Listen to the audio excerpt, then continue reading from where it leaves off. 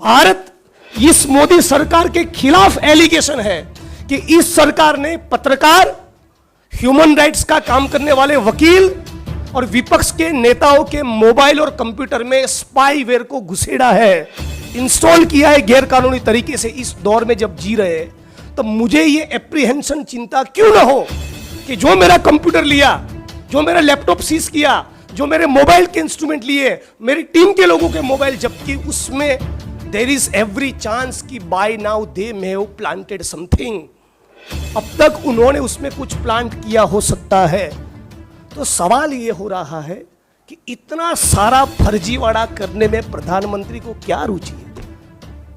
इतना सारा fabricated cases करके 2500 किलोमीटर दूर एक जेल में डालकर इस देश के लोकतंत्र को, भाजपा को क्या हासिल होगा?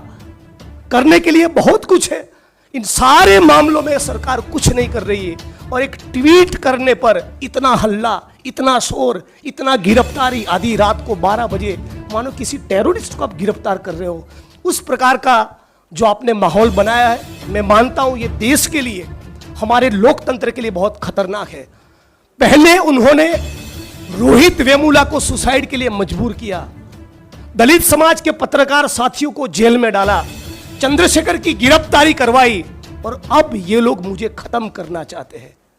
कोई युवा बोले, कोई पत्रकार बोले, कोई वकील बोले, और उसमें भी यदि कोई दलित समाज का युवा लीडर बोलता है तो मोदी साहब अपने कास्ट बायस के चलते उसको हजम नहीं कर पा रहे। ये मोदी साहब भी गुजरात से है, हम भी गुजरात से है, तो उनको चैलेंज भी लेना चाहते हैं कि मैं अपने खिलाफ जो मुकदमे हुए मैं उसको जेल लूंगा, मैं वो सब सहन करूंगा।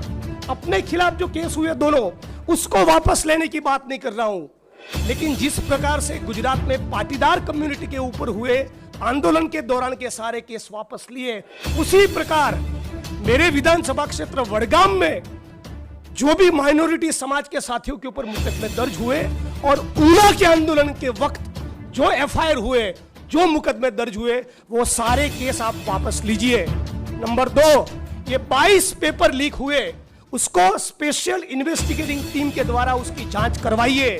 नंबर 3, ये मुंद्रा के पोर्ट पर ये 1,75,000 करोड़ का जो ड्रग्स पाया गया, उसमें गौतम अडानी का इंट्रोगेशन करवाइए। और यदि इस सारे मामलों में आप 1 महीने के दौरान कोई कार्रवाई नहीं करेंगे तो मैं चैलेंज के साथ कह रहा हूं, 1 जून पे इंडियन नेशनल कांग्रेस का गुजरात चैप्टर और हम सारे गुजरात के लड़ने वाले लोग सड़क पर उतरेंगे और गुजरात बंद का इस मंच पर से मैं कॉल दे रहा हूं। मोदी जी, आप भी गुजरात से हैं, मैं भी गुजरात से हूं, आप भी समझ लीजिए, जैसा कि मेरे साथी ने कहा, फ्लावर नहीं फायर है, झुकेगा नहीं। It's my challenge to you, prime minister of India.